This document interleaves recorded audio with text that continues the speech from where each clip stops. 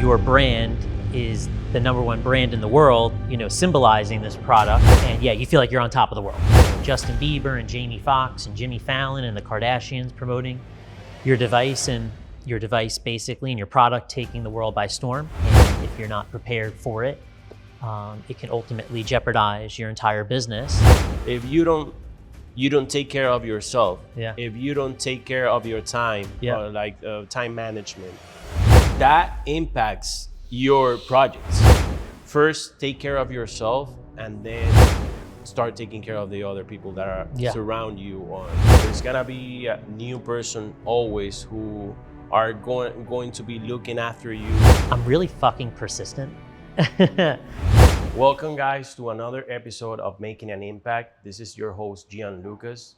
Today we're thrilled to have a guest that will give you a roller coaster of emotions, which his ventures have been filled with a lot of challenges on the positive and the negative side, and there's a lot of knowledge to be shared, especially because this person had reached points of their business and his projects that we sometimes dream about, but that comes with a different side of challenges and things that we need to move, that we need to structure to move forward.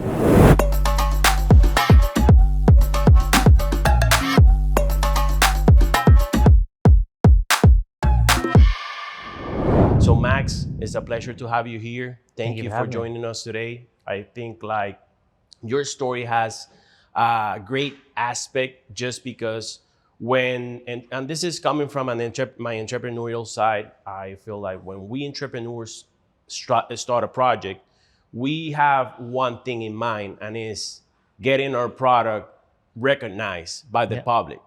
And you reach that environment on the best way possible, which was going viral. Yep. But some people, what they don't know and they don't realize is when you go viral, there are another set of challenges and things that you need to target and be prepared and well equipped to do in order to keep sustaining your business and making your process a little bit more sustainable.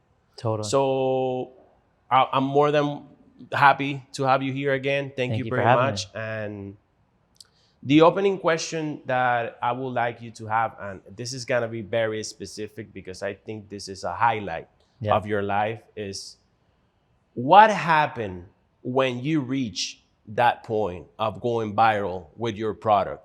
With the hoverboards. Yeah. Well, what happened was a just major influx of customers, dollars, traction, followers, you name it. Felt like we had basically the best thing since sliced bread would be a good way to kind of summarize it. When you have this wild and crazy popular device, that being the hoverboard, and your brand is the #1 brand in the world, symbolizing this product, the amount of traction and positive feels that you get are hard to describe. Like you're just in real time going through this, what feels like invaluable, crazy cool experience. And it was very, very cool at that point in time. We're going back to June, 2015. And yeah, you feel like you're on top of the world, basically, at that point in time. And the different events leading up to June 2015, whether it be that of, Justin Bieber and Jamie Foxx and Jimmy Fallon and the Kardashians promoting your device basically, and your product taking the world by storm. It just felt like lightning in a bottle type of energy and positive feels. But as I'm sure we'll get to, there's also major challenges that come with that type of traction and with that type of hyper growth. And if you're not prepared for it, it can ultimately jeopardize your entire business, which is exactly what happened to our business. Amazing. I mean, amazing in a way that it sucks. Yeah. At some point, because you almost you touched the rainbow and then you just went down the hill, Yeah. which is, it happens pretty often. It's Yeah. just like people don't see that. They usually see the highlights of Yep. when you are going up. And actually, I'm gonna tell you a fun fact. I didn't want to tell you off camera. My first job here in America in 2015 Yep. was selling hoverboards No way. at the Sawgrass Mills Mall here in Plantation, One of the little in Florida. little tchotchke shops or something. Yeah, a Nice. little kiosk. Yeah. That Not that's surprised. it was a surprising thing when I was reviewing your background. I Yeah. met you and everything, and I started like digging, Yeah. like kind of preparing for the interview. I realized, wow, this guy's gonna fit when I tell him my first job here in Yeah. America was selling his product. Yeah. But look, I feel like this kind of challenge is very unique. Not a lot of people get the opportunity to be exposed to it. Totally. And now the fact that you're spreading your wisdom in how to be prepared for that scenario tells a lot about what your purpose in life is and what you're driven by, which Yeah. is helping and providing Definitely. value. Now, I would like to go a little bit back in history and dig a little bit into the early inspirations, this entrepreneurial side that we know it requires a lot from us, Yep. both physically and mentally. Yep. What motivated you when you were a kid? When did you realize early in your life that you were meant to do this? You were born to do something that will impact the world. Yeah. I would probably say like my first sort of true experience in like the entrepreneurial world kind of came in the form of tennis. I was like the head tennis pro at a beach club, starting at like age 17 all the way through like 21. During like my college summers, I would basically oversee these 3 tennis courts at this beach club nearby where I grew up. And my boss never showed up for work. He was busy doing lots of other things that we're not going to talk about on camera. But long story short, I was, the 17-year-old, 18-year-old, 19-year-old in charge of running these courts, sweeping the courts, teaching all the tennis lessons, collecting all the cash, etc. And that was probably the first true like entrepreneurial experience I felt like I had, where I was like the guy in charge and needed to make sure everything was running properly on the business side of things. And while I was in college, so similar time frame, I genuinely fell in love with this idea of entrepreneurship, because at the university that I went to, University at Buffalo, there was this big business plan competition. And I had a chance to enter this business plan competition. The first 2 times entering it, because I entered it a total of 3 times. The first 2 times, back in 2008, 2009, it was with a hybrid taxi transportation service. Almost think of it as like Uber before Uber existed. Okay. And ultimately, I entered this business plan competition twice with that idea. First time I got laughed off the stage. Second time I entered with the same idea, made it to the finals, but didn't end up winning. And then the third time I entered it, it was the year after graduating college. One of my business partners was still attending University at Buffalo. It was with a video conferencing software that we had developed. And we won $10,000 the third time. And so that was kind of like, third time was the charm, that no doubt, like I was genuinely just hooked into this world of tech startups and, entrepreneurship as a result of this competition. And, ultimately getting that chance to see what it's like to like both develop a business plan, present that business plan in front of like prospective investors, develop pitch decks, go through different rounds of vetting to get to the finals and then ultimately win. It really, really impacted who I am today. And, those 2 companies both, had different missions respectively. With my video conferencing software company, Vonvo, it was all about empowering, ordinary citizens to speak about crucial current events and topics that mattered, not, silly current events, and stories that just get, silly coverage, but rather really important, deep substance topics. And, when you can see your software impact people in a really positive manner and really empower them, obviously it empowers you as the founder of a business to want to keep striving for more and more and higher and higher. And yeah, like ultimately, there's no doubt that I would say it was through that video conferencing software company that I started to kind of get those feels of like, oh wow, I can like genuinely like impact people globally, because it was a global software being used by thousands of people around the world. And to see that kind of impact on a global scale and speak at the United Nations with my software utilized in the background at the UN while I'm speaking, and like see that kind of really cool impact, I think, was a pretty good initial stepping stone in my journey towards, some of the work that I'm doing now that I think is having a really positive impact on people and students in particular. And one thing I realized, and especially now doing this show, thank you for sharing your insights. Yeah. One thing I realize a lot is that there are different kind of drugs in this world. Yeah. And some of them are tangible and some of them are intangible. And early, there was a guest from the show of this season.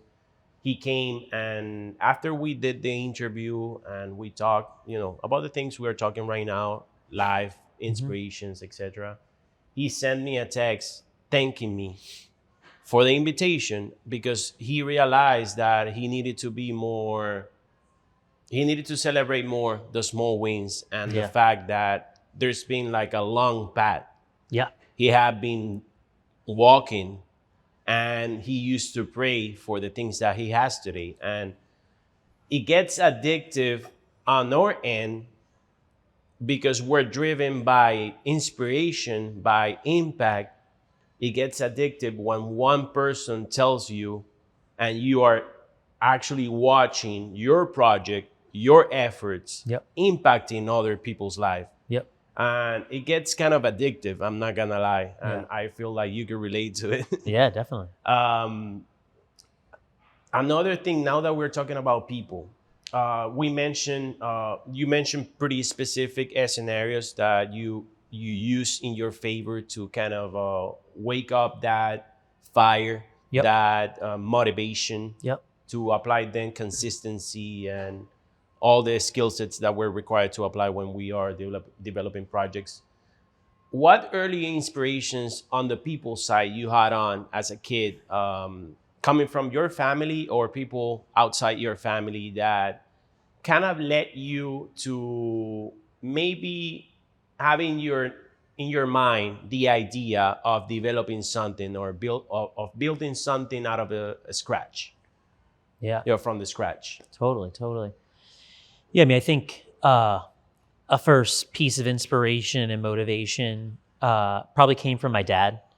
And in particular, he was like, an exceptionally hard worker.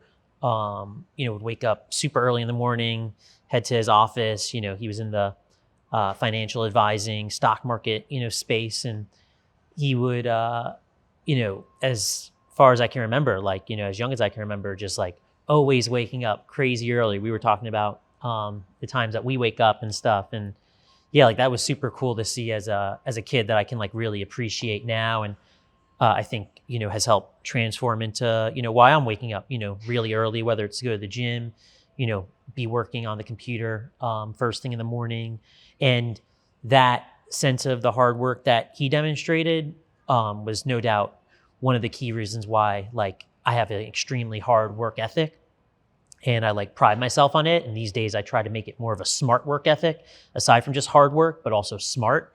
And that no doubt I think comes from, witnessing my dad as when I was younger. And that's really cool.